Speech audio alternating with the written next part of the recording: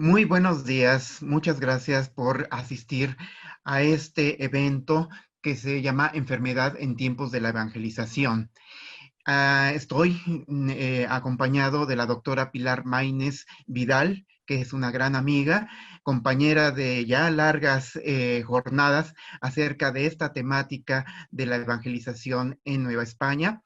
Y bueno, pues es ella quien nos va a dar la bienvenida con una conferencia magistral. Quisiera dar unos cuantos datos solamente acerca de su larga trayectoria académica. Ella es doctora en lingüística hispánica por la Facultad de Filosofía y Letras de la UNAM y esto lo hizo con una mención honorífica. Desde 1981 es docente de la UNAM en la Facultad de Estudios Superiores Acatlán y ha impartido algunos cursos como Teorías Lingüísticas 1 y 2, Lingüística General también 1 y 2, y actualmente es profesora titular C definitiva y miembro del Sistema Nacional de Investigadores en el nivel 2.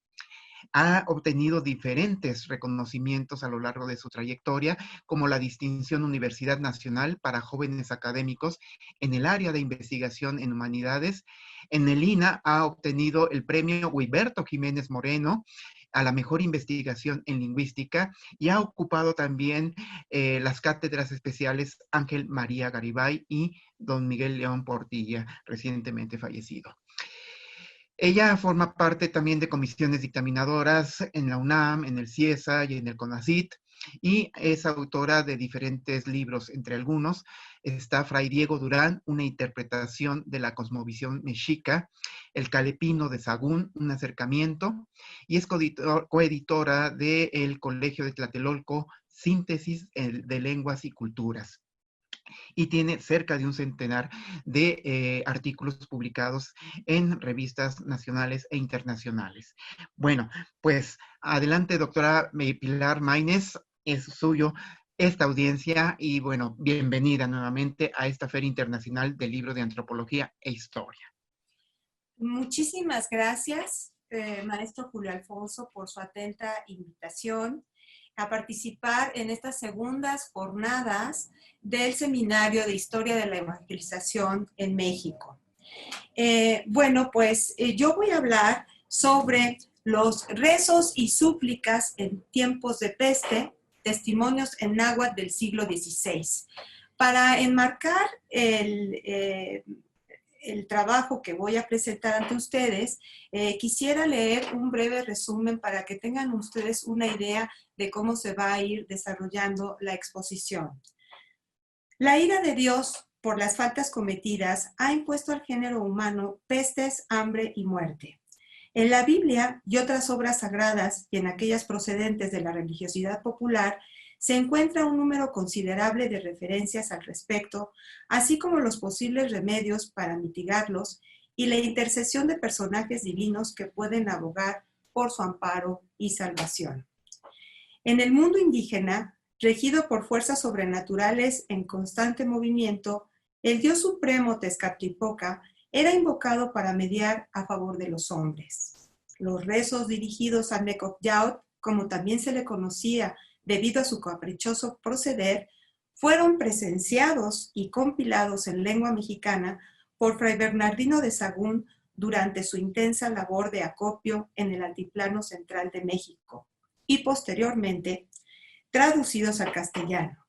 Asimismo, el fraile elaboró un conjunto de textos doctrinales en náhuatl con la ayuda de sus colaboradores indígenas para realizar de manera más eficiente su misión evangelizadora. Pasemos ahora al punto número 1. Pestes, invocaciones y milagros en el Viejo Mundo. Dos referencias procedentes del Antiguo Testamento confirman los implacables castigos que podría imponer Dios a los hombres por sus faltas. En el libro del Levítico, considerado como la obra sacerdotal de los textos legislativos que se remiten, según algunos tratadistas, a la época de Moisés, podemos conocer las amenazas dirigidas contra los infieles. Cito: si con tales castigos, se refiere a lo dicho anteriormente de lanzar a las fieras para que devoren a sus hijos y que destrocen su ganado, no os convertís a mí, Yo a mi vez marcharé contra vosotros y os rechazaré, y os heriré también yo 7 veces más por vuestros pecados. Esgrimiré contra vosotros la espada vengadora de mi alianza. Os refugiaréis en vuestras ciudades y yo mandaré en medio de vosotros la peste. En tanto que en el versículo 28 del libro correspondiente al Deuteronomio se advierte que, cito, pero si no obedeces la voz de Yahvé, tu Dios, guardando todos tus mandamientos y todas sus leyes, dice Moisés, Yahvé te herirá con las úlceras de Egipto, con almorranas, con sarna, con tiña, de que no curarás. Yahvé te herirá en tus rodillas, en tus muslos de úlcera maligna, que no curará, y te cubrirá de ella desde la planta de los pies hasta la coronilla de la cabeza. Termina cita. Asimismo, en el Nuevo Testamento, concretamente en Isaías 26b, que con motivo de la pandemia ha estado citándose en periódicos y revistas, por ejemplo, se conmina a cerrar las puertas de los recintos y esconderse hasta que la cólera de Yahvé se mitigue. Cito, anda, pueblo mío, entra en tus aposentos y cierra tus puertas tras de ti. Ocúltate por un poco mientras pasa la cólera. Y posteriormente añade, porque he aquí que Yahvé va a salir de su lugar para castigar la iniquidad de los moradores de la tierra. Las alusiones en este sentido aparecen igualmente en el Evangelio de San Lucas y en el Apocalipsis. La ira divina alcanzaba implacable, enviando temibles padecimientos a quienes hubieran transgredido las reglas que se deberían acatar. Pero en la Sagrada Biblia también se incorporan recomendaciones respecto a la forma en que se tendría que proceder en caso de estar en peligro de contraer alguna de las enfermedades contagiosas.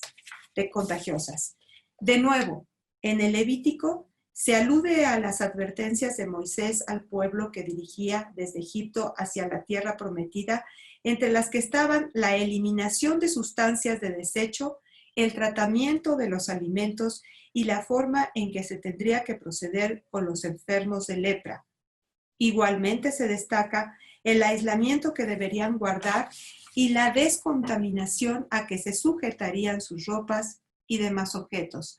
Esto lo podemos nosotros leer en Ley acerca de la lepra, Ley de los vestidos, Ley acerca de la purificación del leproso, la lepra de las casas, en el libro sagrado. Sin embargo, las alusiones acerca de la peste y sus formas para mitigarla no solo se encuentran en ese libro. Existen otros testimonios circunscritos a diferentes regiones del mundo que atestiguan su temible presencia. Tal es el caso del Breviario Mayoricense, impreso entre 1488 y 1489 por Bartomé Caldentí. El texto mallorquín recuerda cómo el emperador Constantino el Grande fue castigado por Dios con la enfermedad de la lepra debido a la persecución que había emprendido contra los cristianos, entre los que destacaba el Papa Silvestre I.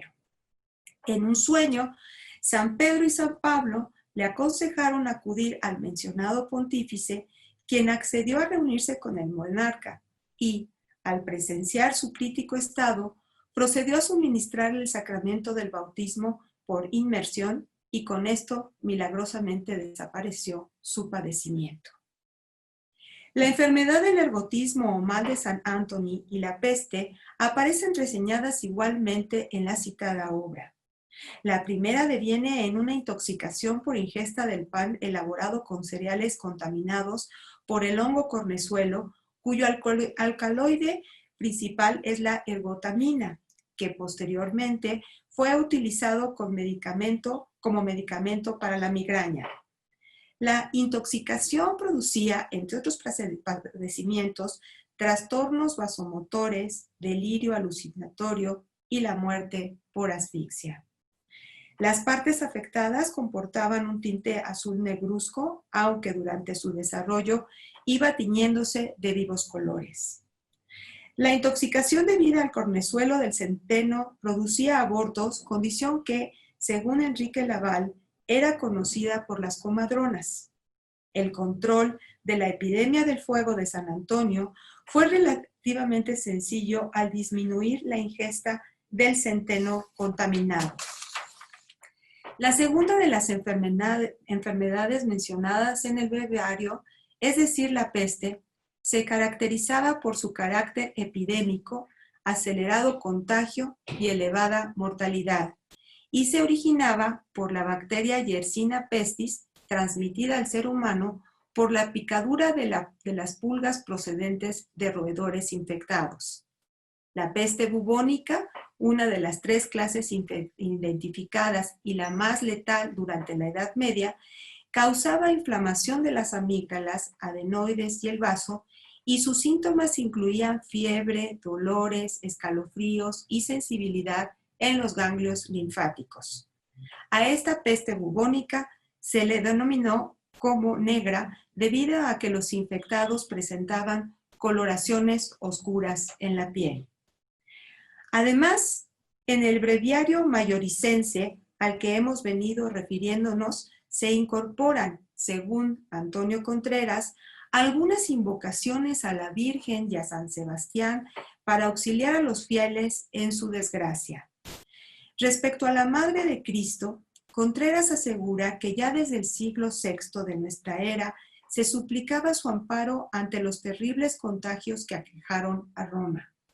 Igualmente, y siguiendo la religiosidad popular de la localidad, el estudio de Gabriel Llompart aborda las representaciones mallorquinas de la Virgen del Manto, en especial la resguardada en el Museo de Bellas Artes de Palma de Mallorca. Llompart describe pormenorizadamente el retablo de la Virgen de la Gracia procedente del convento de San Antonio de Sito de Lonja en Alcaraz, provincia de Albacete. En la parte central de la tabla, que presenta ya cierto deterioro, se observa a la Virgen de hinojos con el brazo diestro ligeramente levantado, como en plegaria, y los ojos suplicantes hacia el cielo. Bajo su manto se distinguen un papa, un rey, una religiosa y un fraile franciscano. Por los suelos aparecen yacientes un caballero y otro personaje con corona, y, desde el cielo, se advierte una ráfaga de flechas rojas que son detenidas por el manto de la Virgen. Existen en esa isla de las Baleares otras vírgenes de manto, como la que custodia el Museo de la Catedral de Mallorca y la del Monasterio de Puig de María Pollensa, cuya imagen resulta sugerente, ya que sostiene en sus mantos desfallecidas su manto con el que abriga a las mujeres y hombres postrados ante ella. Algunas de las advocaciones marianas, de las cuales el manto es el vehículo simbólico psicológico de la religiosidad popular, son la Virgen de la Merced, la Virgen del Socorro, la Virgen de la Misericordia y, la que hemos estado comentando, la Virgen de la Gracia, a quien, a partir de la peste que acojó a la población en 1412, se le profesa gran devoción en Faenza, al norte de Italia. En cuanto a San Sebastián, hijo de padres milaneses, quien probablemente nació hacia el siglo III después de Cristo en Narbona, al sur de Francia, sabemos que en los tiempos del rey Humberto, concretamente en el año 654, se propagó una epidemia letal por toda Italia hasta que, por revelación divina, se supo que el remedio a tan terrible mal acabaría al erigirse un altar en honor a dicho mártir en San Pedro ad Vincula. Santiago la Vorágine advierte además que San Ambrosio, uno de los 4 padres de la Iglesia, compuso la siguiente pieza en su honor. Cito: «Oh Señor adorable, la sangre de tu santo mártir Sebastián fue derramada por 2 motivos, porque él confesó tu nombre y para dar ocasión a que se manifieste tu poder milagroso. Por eso, mediante el testimonio del martirio de este santo y por su intercesión, conviertes nuestra debilidad en fortaleza, nos haces crecer en virtud y otorgas la salud a los enfermos». Fin del himno. Según 2 versiones diferentes, La devoción a San Sebastián fue introducida en España por los peregrinos que cruzaban frecuentemente los Pirineos o por los caballeros francos que ayudaban a los reinos cristianos en su lucha contra los musulmanes durante los primeros siglos de la Alta Edad Media. Y es ya a partir del siglo XIV y sobre todo desde el XV, cuando el santo empezó a recibir gran veneración para que por su intercesión se extinguiera la terrible peste que en aquellos años azotaba a Europa. Segundo inciso, el mantenimiento del cosmos indígenas y su confrontación con la fe católica. Con el arribo de los europeos al territorio americano, concretamente con la labor de rescate del pensamiento indígena realizada por algunos misioneros de diversas órdenes mendicantes a través del alfabeto latino, se inicia un acopio que ha permitido, junto con la escasa sobrevivencia de algunos de sus códices pictoglíficos y los vestigios de sus construcciones aún existentes, aproximarnos a la cosmovisión indígena. Según esta, el mundo había sido creado por los dioses para que el hombre lo habitara y para que las entidades divinas fueran a su vez reconocidas y veneradas con el objeto de mantener la dinámica del cosmos. Concretamente, y a diferencia de lo advertido en el Génesis, según explica Mercedes de la Garza, donde el cosmos que permaneciera inmutable había sido creado una sola vez, en la cosmogonía náhuatl, la existencia del universo sigue, cito a de la Garza, una ley cíclica de muerte y renacimiento de la lucha de contrarios encarnados en fuerzas antagónicas. Así, el mundo ha pasado por varias edades o soles que han estado regidas por la divinidad triunfante en la lucha. Las diferentes interpretaciones del mito cosmogónico náhuatl identifican 4 soles o edades que terminaron con catástrofes ocasionadas por cada uno de los 4 elementos: tierra, viento, fuego y agua.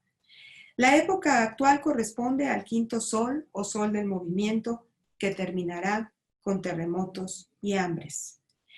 Esta concepción debe entenderse como la génesis de un mundo que se encuentra en la conformación progresiva de sus constituyentes en un proceso generador de nuevas formas de vida animal y vegetal que inciden igualmente en el perfeccionamiento del hombre, según sostiene la autora.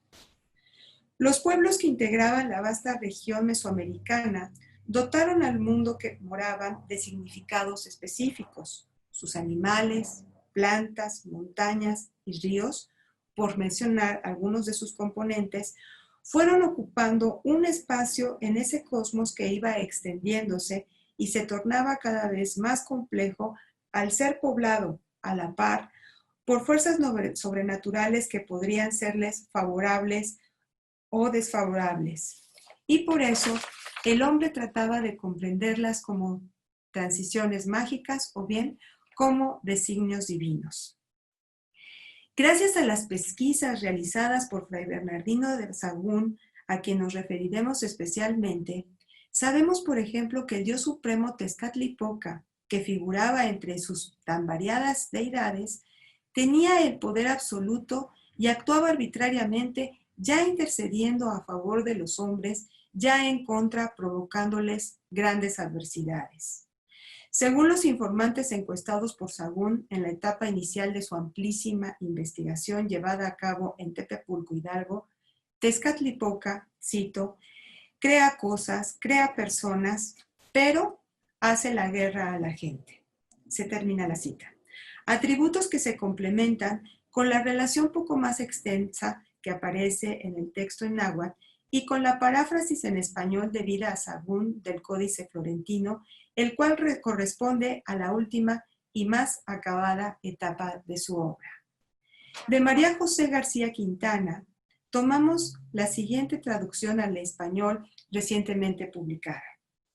Cito, la razón por la que se decía que era Nekop-Yaut era porque de todo lo que él creaba, lo que hacía bajar, lo que hacía llegar a la gente, lo que ésta recibía, por ejemplo, todo lo malo se realizaba sobre la gente y con ella se divertía. De ella se burlaba.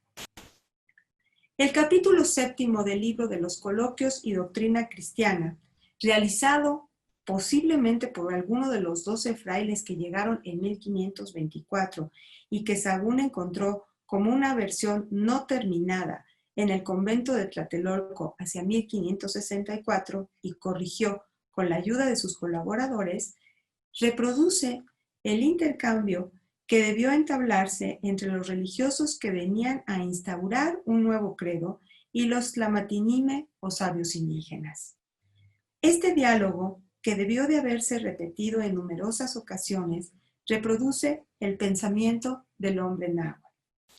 La traducción al español que voy a leer a continuación se debe a Miguel León Portilla. Habéis dicho, responden los tlamatinime a los sacerdotes en su intento de conversión, que no son verdaderos dioses los nuestros. Nueva palabra es esta, la que habláis, y por ella estamos perturbados, por ella estamos espantados, porque nuestros progenitores, los que vinieron a vivir en la tierra, no hablaban así. En verdad ellos nos dieron su norma de vida, tenían por verdaderos, servían, reverenciaban a los dioses. Ellos nos enseñaron todas sus normas de culto, sus modos de reverenciar. Así, ante ellos acercamos tierra a la boca, así nos sangramos, pagamos nuestras deudas, quemamos copal, ofrecemos sacrificios. Decían nuestros progenitores que ellos, los dioses, son por quien se vive, y decían nuestros ancestros que ellos nos dan nuestro sustento, nuestro alimento. Ellos son a quienes pedimos el agua, la lluvia, por las que se producen las cosas en la tierra. El tercer inciso, rezos en honor a Tezcatlipoca y San Sebastián para obtener su favor ante la catástrofe en 2 obras de Sahagún. Nos hemos permitido esta breve digresión para intentar acercarnos, aunque de manera muy somera, al vínculo evidente entre el hombre indígena, concretamente el náhuatl, con las fuerzas cósmicas que determinaban su existencia, como punto de partida al siguiente apartado de esta exposición. Fray Bernardino de Sahagún experimentó los terribles estragos de la cocolistli, término genérico empleado para aludir a las pestes que sobrevivieron a la Nueva España en los periodos de 1545 a 1548 y de 1571 a 1576, aunque él haya muerto en 1590 a causa de una gripe, según lo apunta Mendieta en su multicitada historia. Acuña Soto sostiene que ambas epidemias de alcances demográficos catastróficos en la población nativa, él llega a decir que de 5 a 15 millones de pobladores mexicanos murieron, de entre los que estaban el 80% eran habitantes nativos, indígenas. Esto en lo que se refiere a la de 1545, la de 1571 no tuvo estos mismos efectos, pero de todas maneras murieron de 2 a 2 millones y medio de pobladores en el área del altiplano central. Esta peste fue causada por el virus propagado por los roedores y agravadas por las condiciones de extrema sequía que agobiaban al territorio. En cuanto a la primera, es decir, a la de 1545 a 48, Fray Bernardino advierte en su historia general que, lo cito, yo me hallé en el tiempo de esta pestilencia en la parte de Tlatelolco y enterré más de 1000 cuerpos, y al cabo de la pestilencia dióme a mí la enfermedad y estuve muy al cabo. El dramático suceso que presenció Sahagún en Tlatelolco, donde transcurrió la mayor parte de su larga estancia misional, iba acompañado de una serie de oraciones, como las denomina el fraile en el apartado en español, que los sacerdotes Otlenamacasque dirigían a Tezcatlipoca en tiempos de pestilencia, hambruna o guerra, para abatir sus perniciosos efectos. Estos discursos se encuentran reunidos en el apartado preliminar del libro sexto, el cual corresponde a la etapa inicial de sus pesquisas sobre la cosmovisión indígena que antecede a las disposiciones oficiales ordenadas por el fray Francisco Toral, quien era provincial en ese momento. Estamos hablando de 1558. Y se titula Retórica y filosofía moral y teología de la gente mexicana, donde hay cosas muy curiosas tocantes a los primores de su lengua y cosas muy delicadas tocantes a las virtudes morales. Dicho libro contiene alrededor de 40 textos, los cuales eran pronunciados en diferentes circunstancias de la vida social e individual del mundo náhuatl. Y son conocidos como Huehuetlatoli, pero también en el apartado final, en los últimos folios, de manera muy condensada, podemos encontrar lo que Sahagún denomina metáforas, adivinanzas y refranes. Es un libro de los más extensos de la historia general de las cosas en España, alrededor de 216 folios, recto y vuelto, o sea que 420, 30 páginas. Se sabe que una de las funciones del Calmecac, institución encargada de la educación de los gobernantes, sacerdotes y militares del más alto rango, fue la enseñanza de un lenguaje pulido y de elocuentes discursos que influyeran en el receptor a quien iban dirigidos. Aquel que no se expresara apropiadamente era castigado de manera ejemplar, haciendo que se punzara su lengua con las puntas de maguey.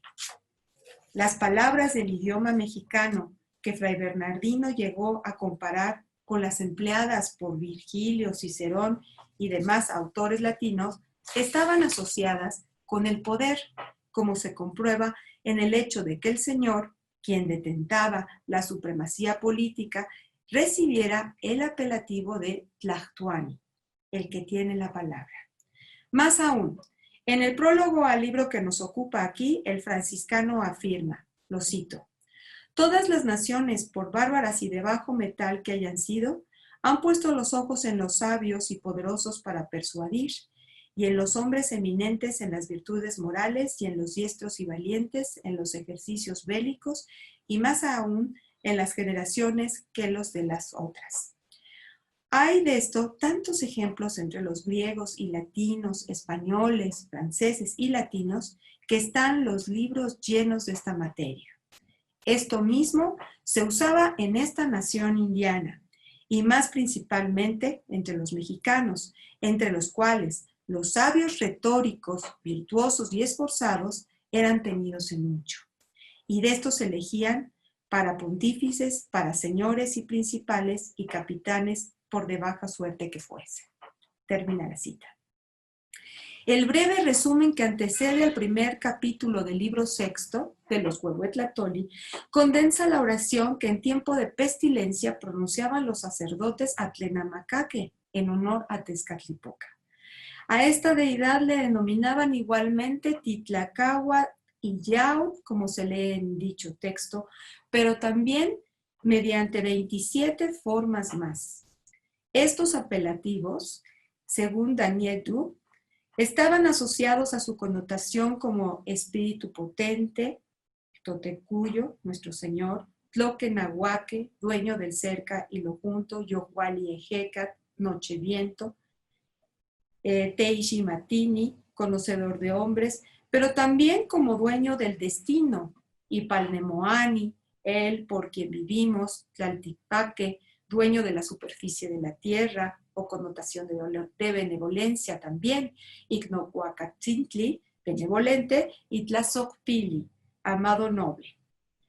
A Tezcatlipoca le consideraban todopoderoso, invisible e impalpable. Según la muy cercana traducción al español de Sahagún del texto náhuatl que aparece en el códice, Inishkishhueli amo Italoni amo Matoconi.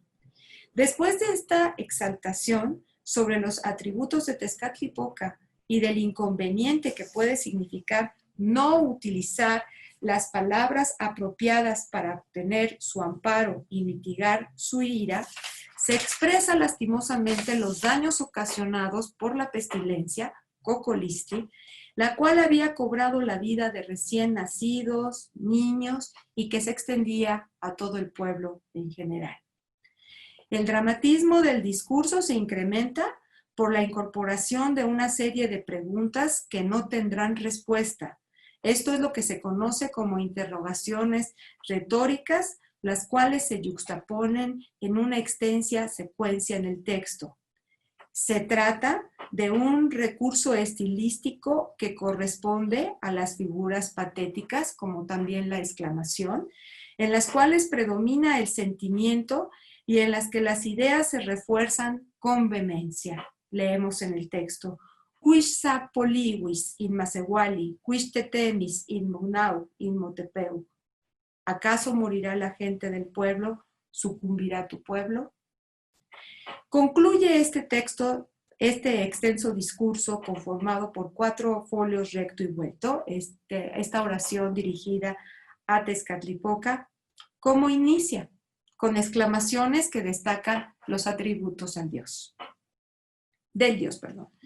Fray Bernardino de Sahagún recopiló desde los años 40 del siglo XVI textos en lengua mexicana obtenidos de sus informantes indígenas para la realización de su monumental obra antropológica, cuya versión más acabada se conoce como Códice Florentino, debido al repositorio que por siglos lo ha albergado. Después de llevar a cabo sus pesquisas en diferentes zonas del altiplano central, que inició en Tepepulco, Hidalgo, el fraile distribuyó el material recabado en 12 libros durante su estancia en San Francisco el Grande, de 1561 a 1565, y realizó una versión parafrástica de cada uno de ellos en Tlatelolco, de 1575 a 1577. Es aquí muy importante de señalar que ya en esta parte, o en este periodo, último periodo de 1575 a 1577, con el apoyo de Rodrigo Sequera, su benefactor, ya inicia lo que va a ser toda la versión en español, que tenía de manera muy incipiente nada más sobre el libro primero de los dioses, pero ya en el 75 y 77, con este apoyo, pues puede él hacer uso de los tlacuilos para también incluir numerosas viñetas decorativas e ilustraciones que iban poniendo gráficamente, pues, o era la manera de resumen de lo tratado tanto en la versión náhuatl, la primera que recoge, con la versión castellana, que se debe a Fray Bernardino de Sahagún, y supuestamente también a sus colaboradores indígenas, ¿no? Con la ayuda de sus colaboradores. Entonces, a la par de la historia general de las cosas de la Nueva España, y que duró más de 30 años, porque el fraile también estuvo reelaborando varios pasajes de la misma, pues él va haciendo lo que se conoce como su obra doctrinal.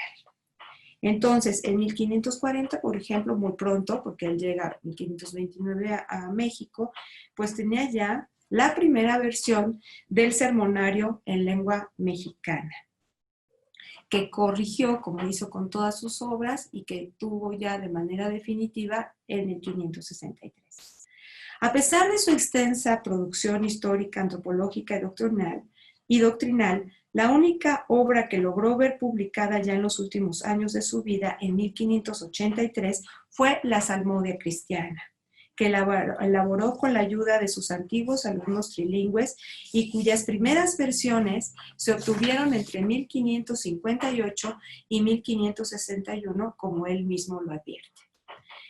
Está conformada esta obra por 236 hojas foliadas en las que se advierte no solo su dominio de la lengua mexicana, sino el conocimiento que llegó a tener del pensamiento náhuatl debido a su intenso trabajo de acopio testimonial y del intercambio cotidiano con los indígenas. No se sabe realmente el impacto que tuvo este conjunto de salmos sobre la vida de Jesucristo, la Virgen y los santos, que pretendía reemplazar los cánticos entonados en el ceremonial indígena en los trabajos orientados a la conversión. José Luis Suárez Roca, primer traductor al español de la obra, comenta que posiblemente las versiones preliminares de 58 y 61 de la Salmodia pudieron haberse repartido en forma manuscrita para que los sacerdotes hicieran uso de ellas. Lo cierto es que representa un testimonio fundamental para el conocimiento de la evangelización y es prueba palmaria de los intrincados procesos de transculturación empleados en su trabajo misional, como lo han sostenido Anderson y Burkhardt. Y es que el franciscano explica su intención de componer este conjunto de salmos que contenían pasajes bíblicos y las fiestas del calendario litúrgico en el prólogo a esta obra, al aceptar con desazón que los indígenas continuaban, después de varias décadas de esfuerzos por convertirlos a la fe católica, entonando sus cantos idolátricos. Esta va a ser una preocupación recurrente en los últimos años de su larga vida, también en la última versión del calendario mexicano, que está incluido en el volumen de los cantares mexicanos. Estamos hablando de 1585, si muere en 90, pues ya muy mayor.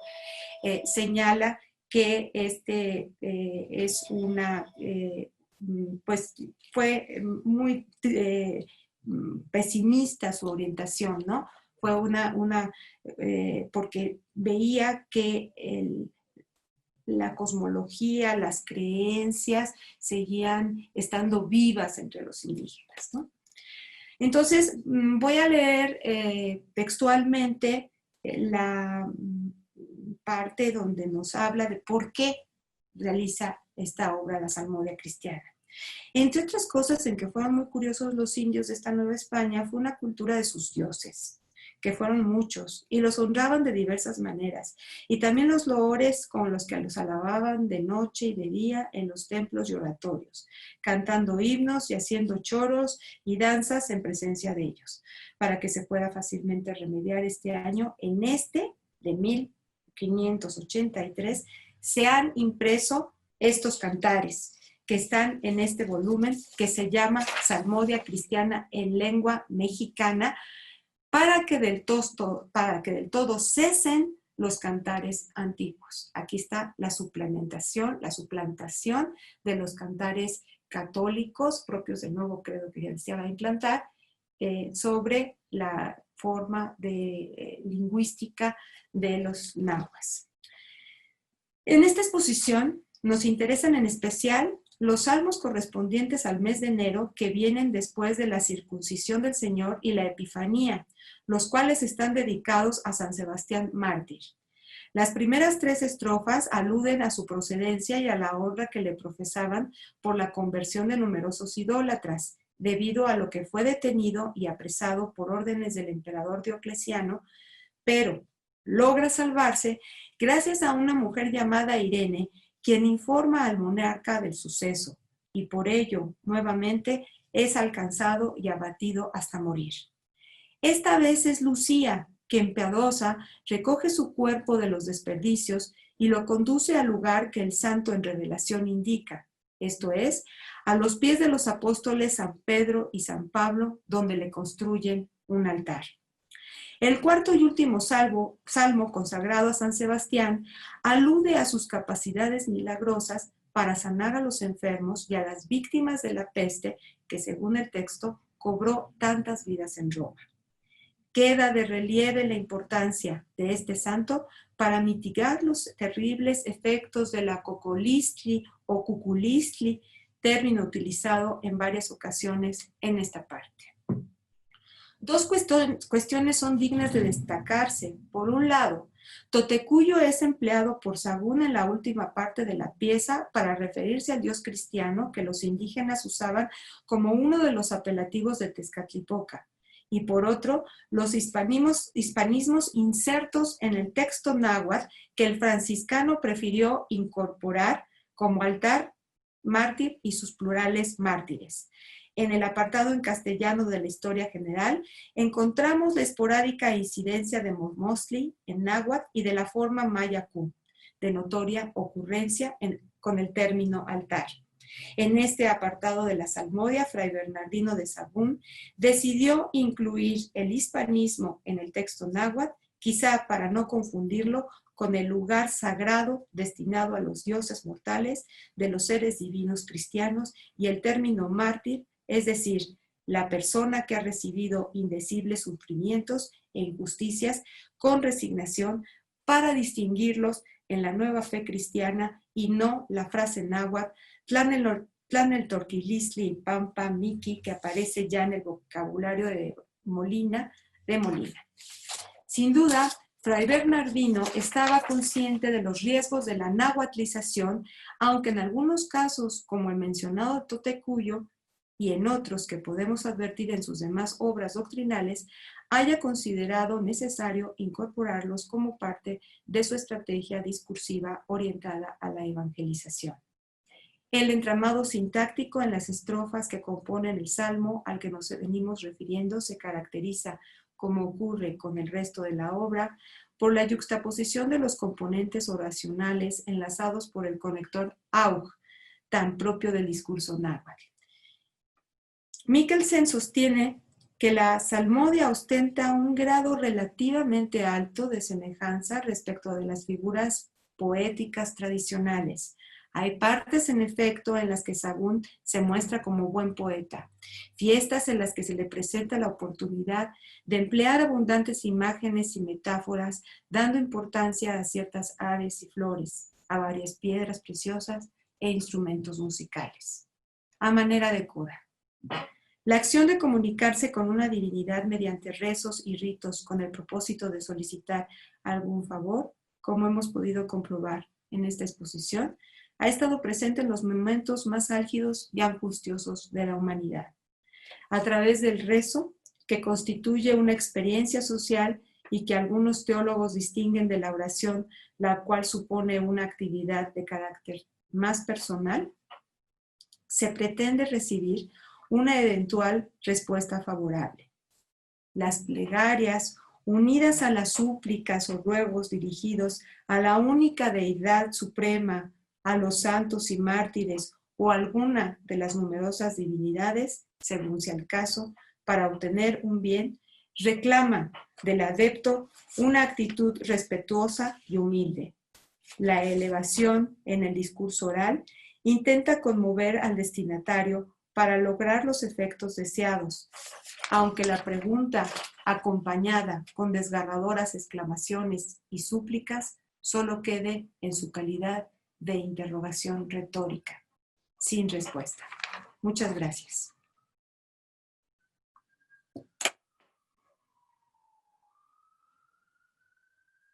Instituto Nacional de Antropología e Historia. Secretaría de Cultura.